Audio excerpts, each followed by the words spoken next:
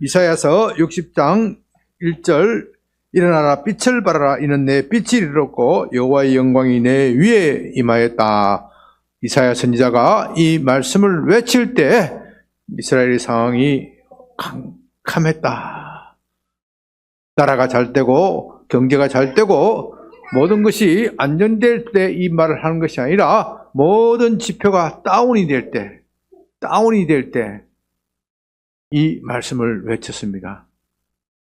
금년에 다운이 되었는데 내년에는 더 좋을 것이라는 전망이 없다. 60장 2절에 뭐라 그랬습니까? 보라, 어둠이 땅을 덮을 것이며 캄캄함이 만민을 가린다.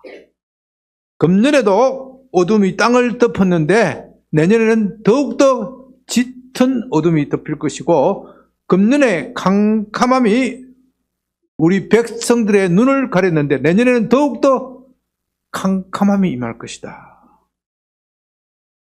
우리 상황과 비슷하지 않습니까? 내년에 좋아질 전망이 보이지가 않습니다. 도무지 우리는 소망이 없는 시대를 살아가고 있습니다. 금년초를 먼저 돌아보았으면요. 금년초 시작할 때는 그렇게 나쁘지는 않았던 것 같아요. 그렇게 나쁘지는 않았던 것 같은데 또 나름대로 경제로도 코로나 끝나고 나서 회복이 되는 것 같고 또 한국 K방산 이렇게 하면서 여러 가지로 지표가 좋은 것 같았어요. K방산, 경제가 좋긴 좋은데 K방산이 잘 나간다 하는 게 좀 찝찝해. 네? 좀 찝찝하나요, 여러분? 옛날에 미국이 무기 팔아먹을 때 쌀인 무기 팔아먹는다고 얼마나 욕했습니까? K방산이 잘 나간다 하니까 그 소리가 싹 사라져 버렸어. 참 내로남불 세상이요. 정말 우리가 경제가 잘 나가는 것이 잘 나가는 것인지. K방산이라는 게 결국 무기 수출 아닙니까? 무기 수출로 한국이 유명해지면 안 되지. 단기적으로는 경제에 좋고 우리나라에 도움이 될지 모르지만 장기적으로는 한국은 무기 팔아먹는 무기 수출 제일 수출국이 되면 안 돼. 뭔가 찜찜해. 문학적으로 우리나라 소설가 누구지요? 한강이라는 분이 노벨 문학상을 정말로 아시아에서 노벨 문학상이 나오기가 정말로 힘들고 한국에서 나오기가 정말 힘드는데 아시아에서 노벨 문학상을 받은 사람은 거의 없어요. 한국 사람이 그걸 했단 말입니다. 대단한 것인데 작품을 보면 또 이게 영 그런지 이게 채식주의자. 난 채식주의자들 그 책을 많이 보고 와서 저한테 이야기를 하면서 목사님도 꼭 읽어봐야 됩니다. 그렇게 이야기를 하는데 나 읽기가 싫어. 원래 책을 읽기를 제가 좋아하는 사람이지요. 그런데 그 책을 보면 이렇게 줄거리를 보면 내가 이런 책까지 읽어야 되나? 노골적인 성묘사, 폭력, 인간 내면의 심리를 그린다고 그렇게 하고 철학적으로 고민 끝에 나온 책이다 그렇게 하는데 꼭 그렇게 이상한 소재를 써가지고 이상한 줄거리를 삼아서 해야 무슨 철학적 고뇌가 나오는 것인가? 도대체 병적인 작가도 병들었고 그걸 참여하는 노벨상 위원회도 병들었고 그걸 또 박수치는 대한민국도 병들었어. 그걸 또 문학 작품이라고 감동을 받았다고 하는 목사도 병들었어. 나 참 목사들이 어떻게 하자는 것인지. 결과만 좋으면은 다 좋은 걸로 착각을 해가지고 그렇게 한단 말입니다. 뭔가 찝찝한 세상이야. 뭔가 찝찝한 세상.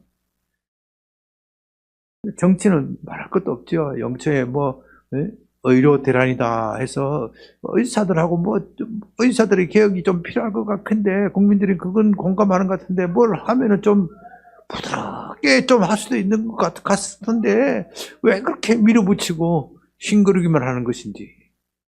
그러다가 또 결국은 국회의원 선거 때 야당이 다수를 차지하는 바람에 금년 내내 시끄러웠잖아요. 금년 내내 시끄럽다가 결국 연말에 가서 터질 것이 터지고 말았습니다. 계속 야당은 탄핵으로 특검법으로 계속해서 행정부를 괴롭히고 또 윤 대통령 거기에 참지 못해서 결국은 계엄 사태를 또 만들어내고 정말 이 평화시에 국회가 하는 짓을 보면 얄밉고 다 얻고 싶은 생각이 들지만 대통령이 그러면 안 되죠. 아무리 그래도 대통령이 그러면 안 되죠. 또 그런 성급한 것이고 국민들을 너무 놀라게 했고 결국 자기 스스로 자처해서 탄핵 사태까지 생겨버리고 제가 탄핵이 옳다 그러다 그것은 말하지 않겠습니다.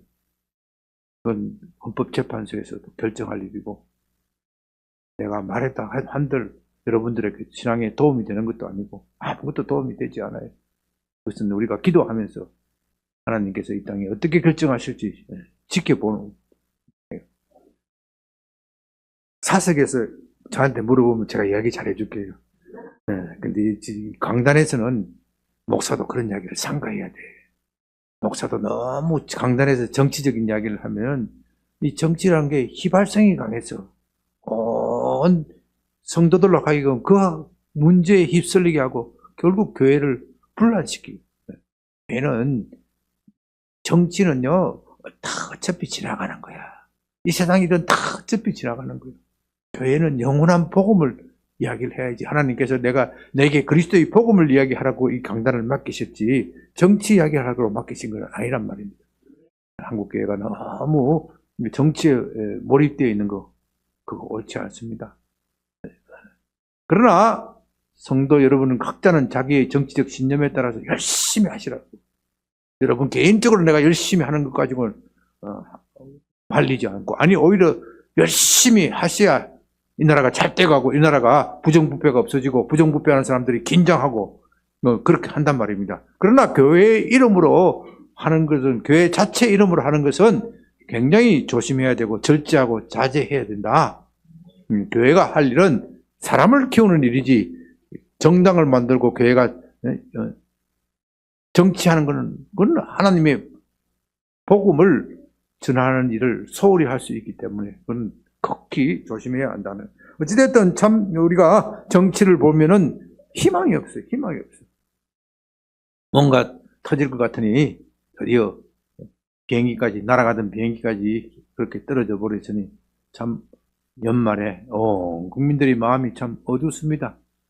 모든 지표가 지금 온도박질 치고 있고 우리 경제학 박사, 신 박사 이야기도 별로 내년 전망이 별로 좋지 않을 것 같다는 이야기이고 정말 우리 마음을 어둡게 합니다. 그런데 하나님께서 우리에게 2025년에 주시는 메시지, 한국교회에 주시는 메시지 일어나라, 빛을 발하라고 말씀하십니다. 왜요?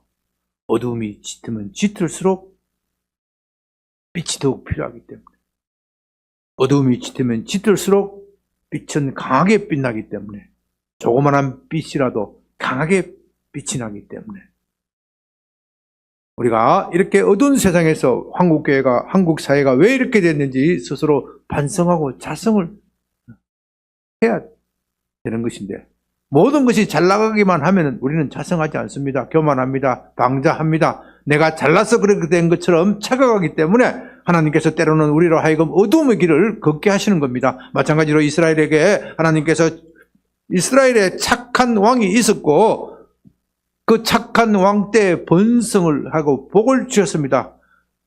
그러면 그들이 더욱더 이것은 하나님께 은혜고 하나님께 영광 돌려야 하는데 우리는 복을 받으면은 하나님께 감사해야 하는 것이 아니라 하나님을 버리게 되어 있어요. 참 아이러니죠. 우리는 복을 받으면 하나님께 감사해야 되는데 복을 받으면 하나님께 버리게 되어 있어요. 사람들은 그렇게 말합니다.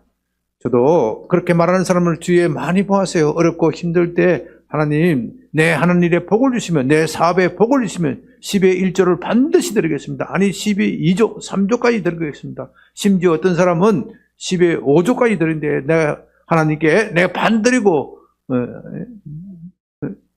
하나님 나머지는 내가 가져갈게요.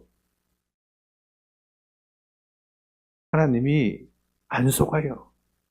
하나님이 이스라엘 역사 2000년 동안 속았고 교회 역사 2000년 동안 속았기 때문에 4000년 동안 속았기 때문에 하나님은 더 이상 안 속아요. 못한 사람들이, 못한 나라들이 이스라엘의 역사가 그렇게 되었단 말입니다.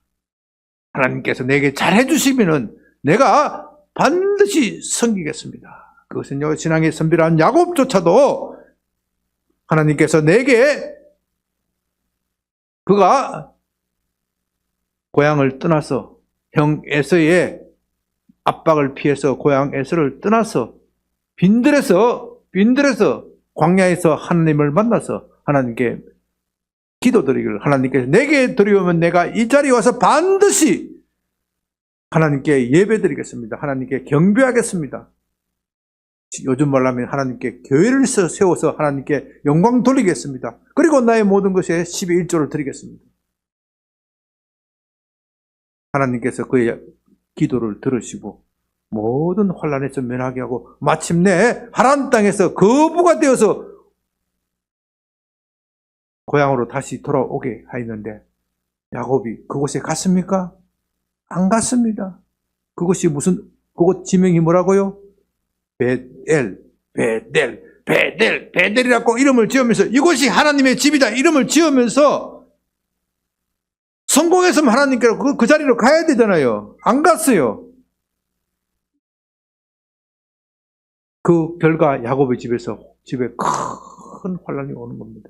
야곱이 그때서야 정신을 번쩍 드는 겁니다. 하나님께서 말씀하십니다. 너 베들로 가라. 베들로 가서 거기서 하나님의 제단을 쌓아라. 하나님께서 뭘 말씀하십니까? 내가 고향 땅을 떠나기 전에 20년 전에 아니 이제는 30년이 되었죠. 하란 땅에 20년 있었고 그 중간에 또 10년을 머무르니까 30년 전에 내게 명시했던 그 땅으로 가서 원점에서 다시 출발하라. 야곱이 그때서야 깨닫고 야 내가 그날 그때 명시한 것 내가 왜 다 잊어버렸던가 그것을 기억하면서 자기에게 있던 우상, 자기 가족에게 있던 우상 그것을 다 땅에 묻어버리고 가지 않습니까? 하나님께서 때로는 이렇게 어두운 밤을 주시는 겁니다. 대한민국에 어두운 밤을 주셔요. 이 땅에 복음이 들어와서 120년 전에 이 땅에 복음이 들어와서 대한민국이 얼마나 좋은 나라가 되었습니까? 120년이 훨씬 지나버렸네요. 이제 몇 년입니까? 1880년대에 복음이 들어왔으면 벌써 140년이 되었네요. 140년 전. 140년 전 이 땅은요, 그야말로 암흑으로 가득 찬 나라입니다. 선교사들이 본 조선은 미개한 나라예요. 미개한 나라. 사람들이, 관리들은 부정부패로 흘러 넘치고 사람들은 권로 의욕이 없어. 권로 의욕이 없으니까 노름과 술로 이것으로 방탕하고 있는 거예요. 아프리카, 우리가 지금 아프리카 가장 가난하고 수준이 낮은 국가에 대해서 비웃고 있잖아요. 그 정도 수준밖에 안 되는 나라예요. 그 정도 수준밖에 안 나는 나라. 우리는 우리 대한민국 역사가 5,000년의 유구한 전통과 문화가 흐르는 나라라고 하지만은 한때 그런 때가 있었지. 한때 그런 때가 있었지만은 그 구한말의 조선은 너무나도 미개하고 낙후되고 사람들이 시야가 좁았어요. 그렇게 시야가 좁으니까 다른 나라에 먹히는 건 당연한 거예요. 당연한 거예요. 그런데 이 땅에 그 복음이 빛이 쫙 비쳤을 때 소망이 생겼단 말입니다. 소망이 생겼단 말입니다. 그 소망이 당장 열매를 맺진 않아요. 복음이 들어왔다고 해서 당장 모든 사람들이 팔자 고치고 모든 사람들이 윤택해지고 그런 것은 아니란 말입니다. 복음이 들어온 것 봤을 때 이 땅의 빛은 어두우면 어떻게 돼요? 더욱더 짙어지는 거예요. 더욱더 짙어지면서 구한말의 나라가 망하고 일본 제국주의의 침략을 받고 또 6.25 전쟁으로 인하여 점점 나라가 피폐해지고 가면 갈수록 그 빛이 어떻게 해요? 더욱더 강렬해지는 거예요. 강렬해지니까 이 나라 사람들이 어떻게 생각했느냐? 야, 우리가 별별 종교 다 믿어봤지만 소용이 없더라. 불교 믿었더니 소용이 없더라. 유교 믿었더니 소용이 없더라. 동양 철학을 믿었더니 소용이 없더라. 도교를 믿었더니 소용이 없더라. 공자 명제를 믿었더니 소용이 없더라. 새로운 종교, 새로운 빛, 이 기독교야말로 참 빛이다. 사람들이 그것을 인정하게 된 거예요. 그래서 이 대한민국의 역사, 대한민국의 성각자, 대한민국의 독립지사들은 제가 정확한 퍼센트를 내기는 어렵지만 거의 다 기독교예요. 기독교. 30, 독립선은 33인도 그렇고 모든 성각자들이 다 기독교에서 나왔어요. 왜요? 그들이 빛을 받았기 때문에. 그들이 빛을 받았기 때문에. 다른 종교도 물론 있었겠지만 다른 종교는 이미 부패하고 타락하고 이 나라 국민 정신을 개혁할 힘이 없는 거예요. 오직 새로운 종교, 우리에게는 전혀 알지 못한 이 기독교가 우리에게 참 빛이다. 모든 국민과 백성들이 그것을 인정하고 새 빛의 국민들이 정신이 교화가 되는 거예요. 정신이 교화가 되니까 야, 하나님께서 우리를 도와주신대. 하나님께서 우리를 도와주시면 우리가 무엇이든지 할 수 있대. 할 수 있대. 그 할 수 있다는 정신이 경제개발 계획 과정에서 힘을 발휘한 겁니다. 박정희 대통령이 새마을 사업을 하면서 할 수 있다, 할 수 있다. 어느 분이 먼저 말했는지 모르지만 조영기 목사님도 그러더라고요. 할 수 있다, 할 수 있다. 그 비슷하게 두 분 중에 누가 먼저 말했는지는 모르겠어요. 조영기 목사님 메시지가 그 당시에 막 뜨기 시작했는데 그때 낙심한 국민, 전쟁 폐허로 인해서 희망을 가질 수 없던 그 국민들에게 할 수 있다. 우리는 하나님을 믿으면 할 수 있다. 할 수 있거든이 무슨 말이냐? 믿는 자에게는 넘치 못할 일이 없느니라. 이 메시지가 얼마나 우리 국민들에게 강력한 메시지를 던지고 또 정치권에서 새마을 사업을 일으키고 경제개발을 하면서 우리는 할 수 있습니다. 할 수 있습니다. 야, 그때 내가 들은 이야기가 우리는 일본을 따라잡을 수 있습니다. 아니, 미국을 능가할 수도 있습니다. 박정희 대통령이 그 연설에서 내가 그 소리를 하는 거 그 당시에 젊었을 때 들었어요. 어른들이 뭐라 그랬어요? 뻥 깐다 그랬어요. 뻥 깐다 그래요. 어른들이 그 소리를 듣고 뻥 깐다 그랬다. 뻥 깐다. 나는 학생이니까 순진하니까 믿었잖아요. 그런가 봐. 그런가 봐. 믿은. 아, 지금 그게 현실 실현화되지 않습니까? 그런데 지금이 와서 이 나라 국민들이 정신이 퇴락을 했어요. 정신이 퇴락을 했어요. 하나님이 참으셨죠. 참으시지만은 더 이상 참다가는 그 감이 완전히 덮일 것 같으니까 이 백성에게 고난을 허락하시는 겁니다.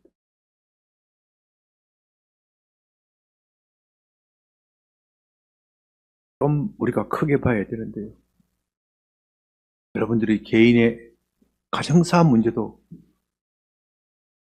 내가 말씀드리고 해야 되는데 지금은 나라 문제가 너무 심각하기 때문에 나라 문제에 대해서 우선적으로 말씀드릴 수밖에 없습니다. 자, 여러분 한번 보십시오. 대한민국이 세계적으로 볼 때 거의 정상, 모든 면에 거의 정상 수준까지 왔어요. 경제도 그렇고 문화도 그렇고 과학도 그렇고 뭐가 안 돼? 네? 뭐가 안 돼? 네? 좀 크게 이야기해요. 뭐가 안 돼? 네? 정치가 안 돼. 모든 국민들이 그러는데 정치가 수준이 낮아. 정치가 수준이 낮아. 여러분, 정치가 왜 수준이 낮은지 알아야 돼요. 왜 정치가 수준이 낮은지 알아야 돼요. 21세기, 20세기, 21세기 세계 1등 국가가 되는 조건이 있어요. 조건이, 그걸 학자들이 말하기를 글로벌 스탠다드라, 그렇게 표현해요. 글로벌 스탠다드. 첫째는 정치 체제가 자유민주주의가 되어야 된다. 자유민주주의 안 하는 나라는 다 망하더라. 자유주의 다 망하더라. 그래서 이구 동성으로 자유민주주의라야 세계 1류 국가가 된다. 경제는 시장경제, 자본주의를 해야 된다. 자본주의를 해야 된다. 그게 글로벌 스탠다드예요. 그게 민주주의, 자유민주주의와 시장경제가 20세기 글로벌 스탠다드인데, 우리나라는 민주주의, 자유민주주의, 시장경제, 글로벌 스탠다드까지 올라갔는데 한 가지가 부족해. 이게 안 돼서 그런 거예요. 한 가지가 부족해. 그런데 이 한 가지가 부족한 것을 말하는 사람이 없더라고.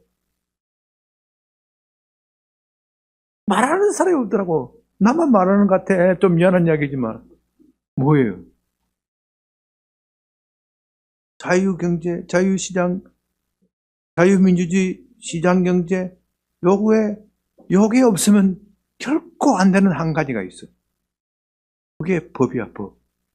이걸 서양 학자들이 말하기를 법치주의라고 해요. 법치주의. 법의 지배다. 좀 어려운 이야기인데요. 이거는요, 나라의 운명이, 나라의 참 명운이 걸린 문제이기 때문에 이제는 좀 어려운 이야기라도 여러분들에게 말하려고 합니다. 왜? 이 항명교회의 사명과 관련되어 있기 때문에. 미국 민주주의, 미국 건국의 아버지들이 새로운 미국 독립혁명을 일으키면서, 미국 독립은 그냥 독립이 아니고 혁명이라고 그래요. 혁명. 혁명. 그냥 독립이라고 부르는 게 아니고 혁명이라고 불러요. 왜 혁명이냐? 혁명은 구체제와는 전혀 다른 새로운 체제가 등장할 때, 새로운 가치관이 등장할 때 그걸 혁명이라고 불러요. 미국 독립은 한 나라의 독립이 아니라 인류 역사상 새로운 실험이 시작되었고 새로운 가치관을 세운 나라가 되는 거예요. 그 전에 나라들은 거의 다 90% 이상이, 99%가 왕이 다스리는 나라예요. 왕이 다스리는 나라인데, 미국이 딱 건국하고 나서 또 영국하고 딱 싸워서 이기고 나서 우리나라가 어떤 체제를 만들 것인가, 건국 아버지들이 엄청 고민을 했어요. 어떤 사람은 영국처럼 왕을 세우자. 누구를 왕으로 세워요? 조지 워싱턴을 왕으로 세우자. 그렇게 이야기를 했어요. 조지 워싱턴이 말하기를 나는 죽었다 깨어나도 왕은 안 한다. 훌륭한 사람이죠. 네? 미국이 그냥 되는 게 아니야. 난 죽었다 깨어나도 왕은 안 한다. 그래서 다른 체제를 찾았는데, 왕을 안 하면, 왕제가 아니면 공화정, 국민이 세우는, 대통령이 하는 공화정, 국민이 주권을 가지는 공화정을 해야 되겠는데, 이 공화정을 따지고 보니까 성공한 나라가 없어. 성공한 나라가 없어. 옛날 공화정이 로마 그 앞에 그리스가 공화정의 원형이에요. 공화정. 우리 왕을 선거에서 뽑는다. 로마 같으면은 원로원에서 투표로 뽑는다. 그렇게 하는데 성공한 나라가 없어. 성공한 나라가 왜 성공하지 못하였느냐? 이 투표를 하면은 투표를 다 도둑질 하더라고요. 돈으로 매수를 하든지, 매수가 여차하면은 그냥 몰표로 집어넣든지 조작을 하더라. 그래서 민주주의가 뭘로 되느냐? 영어로 막 데모크라시, 뭐라 그래요? 폭도 민주주의, 중우정치라고 해요. 중우정치. 민주주의. 그래서 이 그리스 민주주의, 로마 민주주의를 실험을 해봤는데 민주주의는 절대로 안 되는 제도다 하는 것이 그 당시에 지성인들 간에 다 그런 함의가 있었어요. 그러나 미국 건국 아버지는 그렇다고 해서 우리가 왕제로 갈 수는 없고 국민들의 의사를 반영하는 민주주의를 실현해야 되겠는데 그냥 민주주의를 하다가는 민주주의는 다수에서 결정을 한단 말입니다. 이 다수가 법을 만들더라도 다수가 결정을 하더라도 결코 다수가 자기 마음대로 결정하지 못하는 마지막 안전핀이 있어야 되겠다. 이해가 돼요? 마지막 안전핀이 있어야 되겠다. 그게 법의 지배예요. 그게 법의 지배. 여기서 법이라는 것은요, 우리가 생각하는 국회에서 통과된 법을 말하는 것이 아니야. 국회에서 통과되는 것보다 훨씬 더 우리나라 헌법보다도 훨씬 더 상위의 법이 있다. 그 상위의 법이 뭐냐? 하나님의 법이야. 이 하나님의 법이라 하니까 세상 사람들이 못 알아들으니까. 미국의 정치 학자나 법학자들이 자연법이란 말로 표현을 한 거예요. 자연법, 신법. 신앙이 깊은 사람은 신법이라고 말하고 신앙이 시원찮은 사람은 자연법. 또 어떤 사람은 공의, 정의라고 말해요. 그러니까 법의 지배라는 것은 공의, 정의의 지배예요. 공의. 여러분들이 이런 관점에서 여러분들이 성경을 다시 보십시오. 제가 오늘 이사야에서 말했지만 이사야에서도 얼마나 많은 정의를 말합니까? 하나님께서는 이 땅을 공의를 다스리기를 원하는 거예요. 개인도 그렇고 나라도 그렇고 공의가 없으면 그 나라를 너무나도 싫어하셔. 왜? 공의가 없으면 가난한 사람이 살기가 너무 힘드니까. 그래서 이 국회에서 법을 아무리 통과시켜도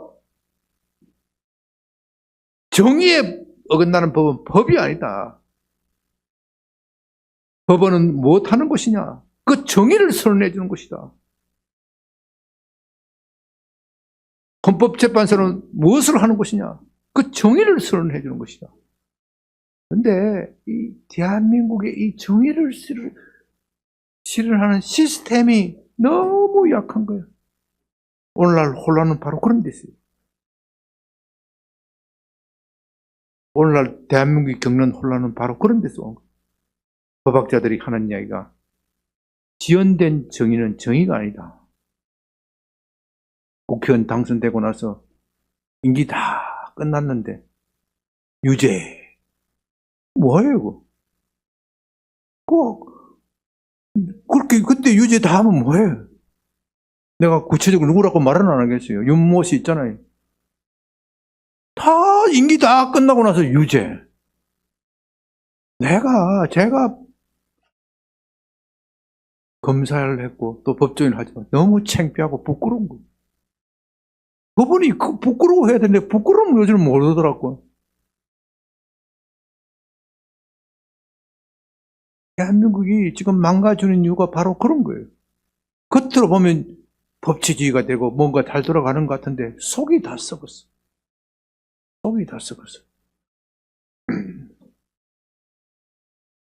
너무 법적인 이야기를 해서 여러분들에게 좀 피곤한 감을 느낄지도 모르겠는데 정의가 없으면요. 정의가 없으면 나라가 설 수가 없어요. 나라가 설 수 없어요. 지금 이 땅이 왜 이렇게 혼란하고 복잡하고 혼선하냐? 정의가 없기 때문에. 사람들은 정의를 힘이 센 사람이 정의라고 생각을 해, 지금. 힘이 센 사람이 정의라고 생각을 해요. 법의 지배는요, 힘이 센 사람이 힘쓰지 말라고 만들어 놓은 법이야, 원리라. 너 힘 자랑하지 말라고 만들어 놓은 게 법의 원리란 말입니다. 그런데 법의 지배란 말입니다. 사람들이 왜 법의 지배를 안 지키겠습니까? 사람들이 왜 하나님의 법을 무서워하지 않습니까? 누구를 무시하기 때문에? 누구를 무시하기 때문에? 하나님을 무시하기 때문에요. 하나님을 무시하기 때문에요.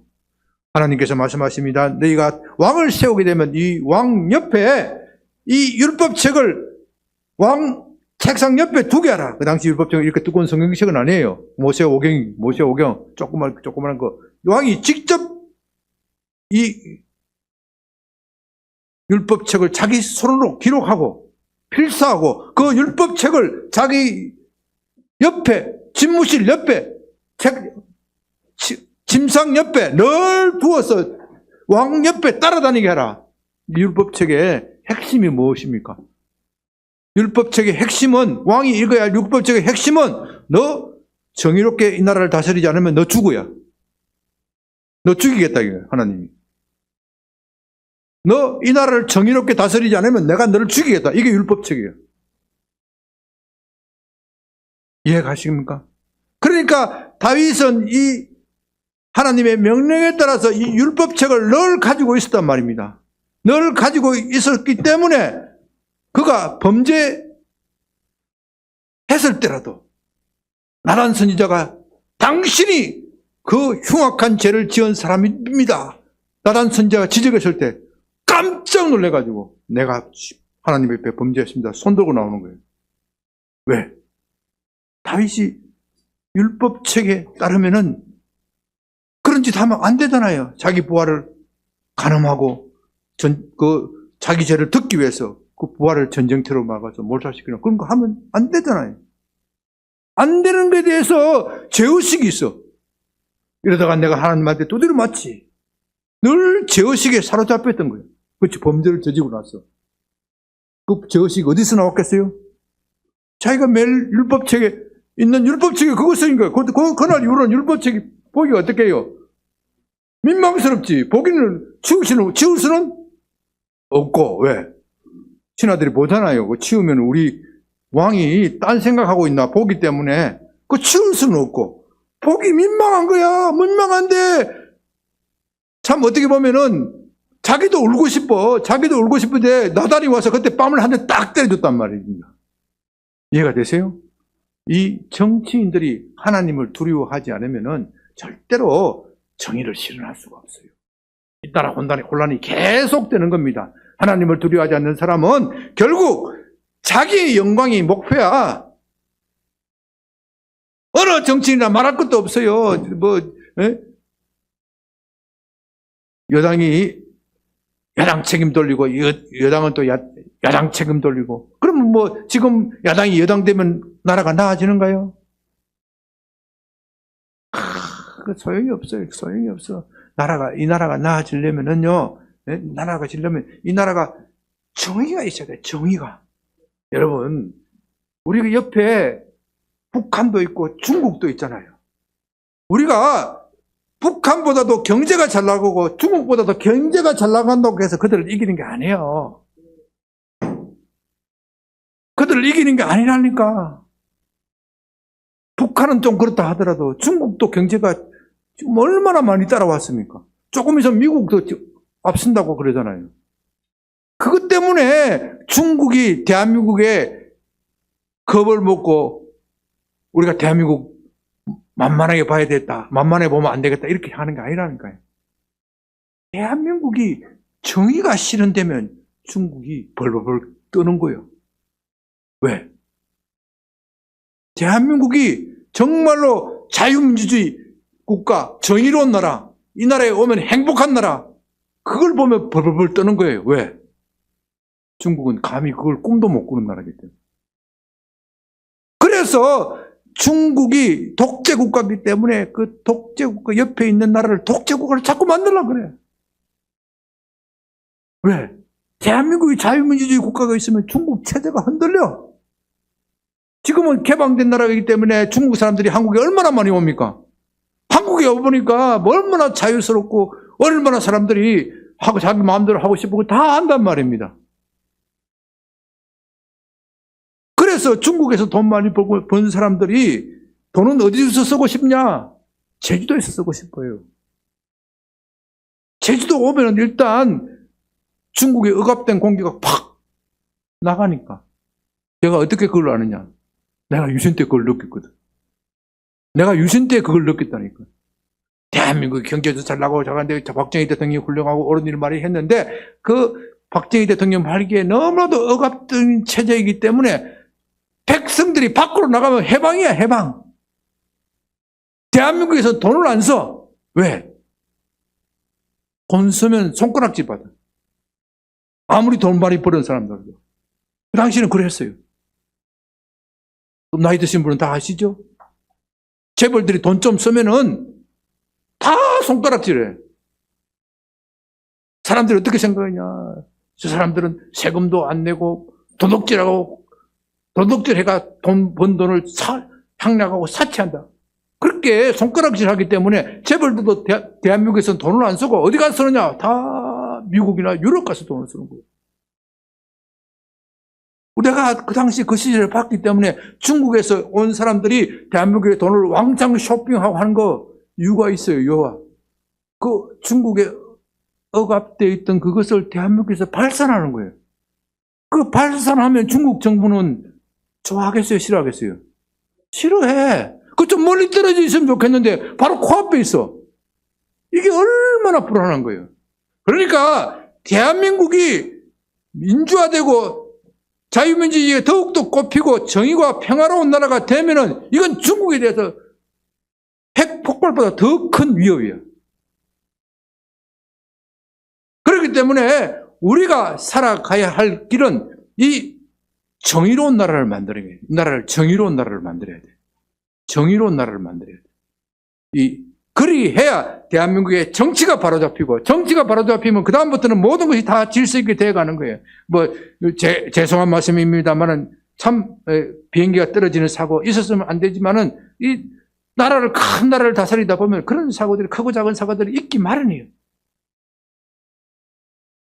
돌아가신 분들은 참 고통스러운 거지만은 세상에는 그런 일이 있기 마련이에요. 코로나 사태 같은 것도 있고 여러 가지 복잡한 사건이 있어. 그러나 그런 것들이 있다 하더라도 나라가, 정치가 안정이 되고 모든 시스템이 안정화되면은 무난히 넘어가는 거야. 극복해서 넘어가는 거야. 지금 그렇게 마지막 대한민국이 이루어야 할 정의로운 나라가 안 돼. 정의로운 나라가 안 되기 때문에 이렇게 복잡하고 혼란스러운 거예요. 저와 여러분들은 이 나라가 정의로운 나라가 되도록 그것을 위해서 기도해야 되고, 또 그것을 위해서 저와 여러분들이 할 수 있는 것을 해야 돼요. 오늘 본문 말씀은 일어나 빛을 발하라 그랬잖아요. 정의로운 나라가 되려면 어떻게 돼야 되느냐? 정치인들이 예수 믿어야 돼. 정치인들이 하나님을 두려워해야 돼. 정치인들이 이 하나님의 말씀을 대한민국 대통령, 국회의원들, 법관들, 고위관리들이 이 하나님 말씀을 자기 옆에 두고 늘 읽고, 내가 정의로운 나라를 만들지 못하면, 내가 정의를 실행하지 못하면 백성들은 속일 수 있을지 모르지만 하나님께 저주를 받아 망할 것이다. 이 정신이 있어야 정의가 선단 말입니다. 그러나 지금 대한민국의 고위 공직자, 고위 관료들, 정치인들의 생각이 어떠냐? 내가 그거 알아요. 왜? 그것을 같이 하고 같이 크고 같이 온 사람들이잖아요. 제 친구고 제 동료고 제 후배란 말입니다. 대한민국이 지금 다스리는 리드하는 엘리트 그룹들이. 그러니까 그들이 평소에 어떤 생각을 하는지 내가 다 알지. 하나님을 두려워하지 않아요. 하나님을 두려워하지 않아요. 뭘 두려워하느냐? 들킬까 두려워해요. 들킬 것을 두려워해요. 들킬 것을 두려워하니까 안 들키면 뭐예요? 저지르는 거지.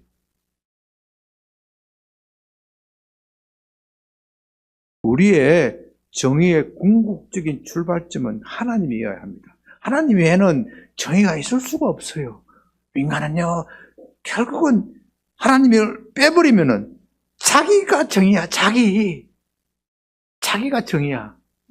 그렇게 되면 나라가 혼란스럽고 복잡하기 때문에 우리가 마지막으로 이 대한민국이 좋은 나라가 되려면은 정치인들이, 나라 리더들이 하나님을 두려워해야 되는데 그것은 복음이 그들 속에 들어가야 됩니다. 그래서 이사야서 58장에 뭐라고 말합니까? 다시 이사야서 58장을 보십시다.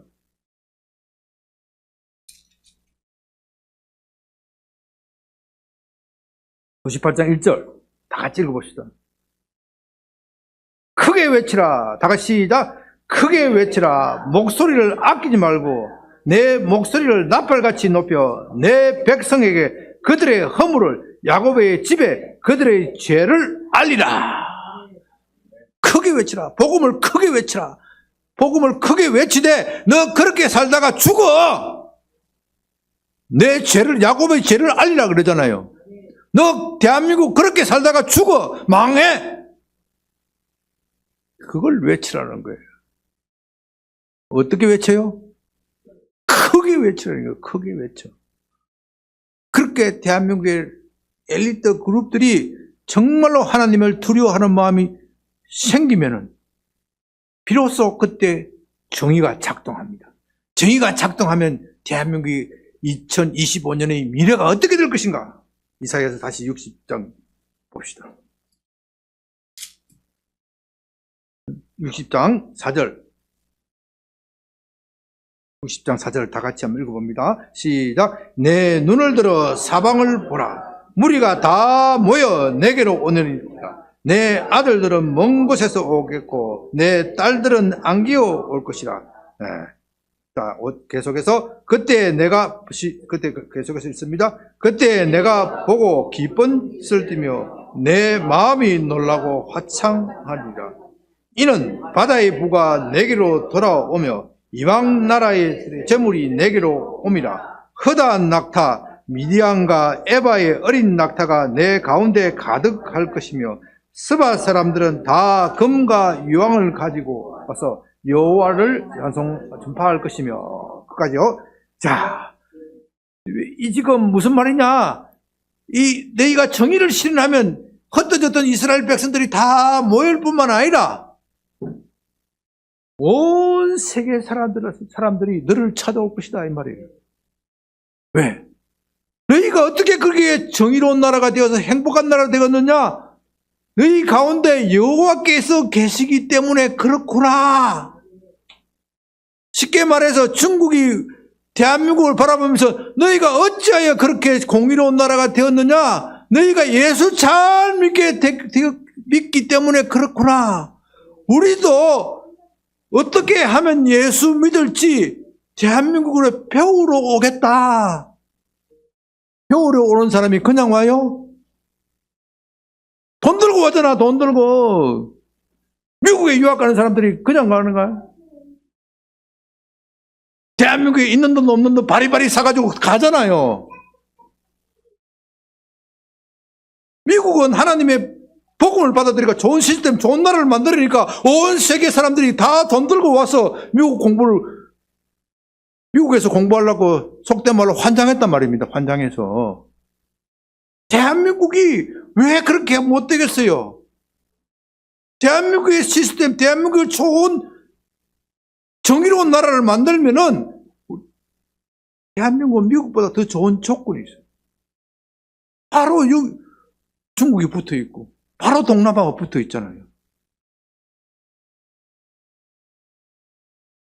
지금 세계 동남아 사람들이, 아프리카 사람들이 한국을 배우러 오는데 이 마지막 시스템을 못 맞추면은 그것이 끝나버려요. 우리 대에 끝나버려요. 대한민국의 이 마지막 정의로운 나라를 만들면은, 야, 그렇지, 내가 대한민국에서 공부하기를 정말 잘했다. 그렇게 되는 거예요. 그러니까 이 정의를 씌우는 것이 얼마나 중요합니까? 8절, 제가 한번 읽어볼게요. 저 구름같이 비둘기같이 보금자리로 날아가는 것 같이 날아오는 자들이 누구냐? 곧 섬들이 나를 앙망하고 다시스의 섬들이 먼저 이르되 먼 곳에서 내 자손과 그들의 은근과 아울러 싣고 와서 내 하나님 여호와의 이름을 드리려 이스라엘의 거룩한 이에게 드리려 하는 자들이라. 이는 내가 너를 영화롭게 하였습니다. 이것은 물론 이스라엘이 회복되는 것을 말하고 있지만 이 원리는 이방인이 우리에게도 똑같이 적용되는 겁니다. 대한민국이 정말로 하나님을 잘 믿고 잘 섬기면 온 세상의 강력한 나라들이 다 대한민국을 배우러 온다는 거예요. 배우러 와. 대한민국을 악망한다. 왜? 여기에 하나님이 계시니까. 여기에 대한민국 땅에 하나님이 계시니까 그 하나님을 어떻게 섬기는지 우리한테 좀 가르쳐달라. 와서 애거를 하면서 말하게 된다 이 말이에요.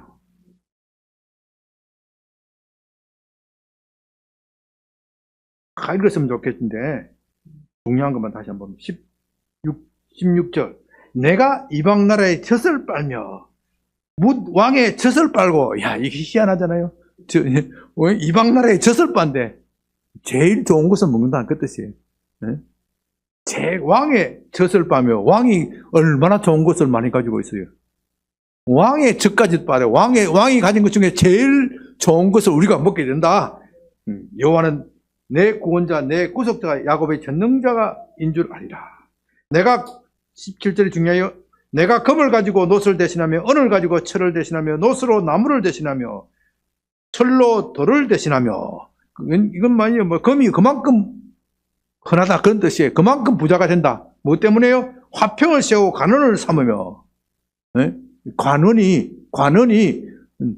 정말 법관이 재판을 잘해서 나라가 화평하게 되는 거야. 국회의원이 정말 법을 잘 만들어서 나라가 화평하게 되며 공의를 세워 감독으로 삼으며 이렇게 될 때 그게 실현된다 이 말이에요.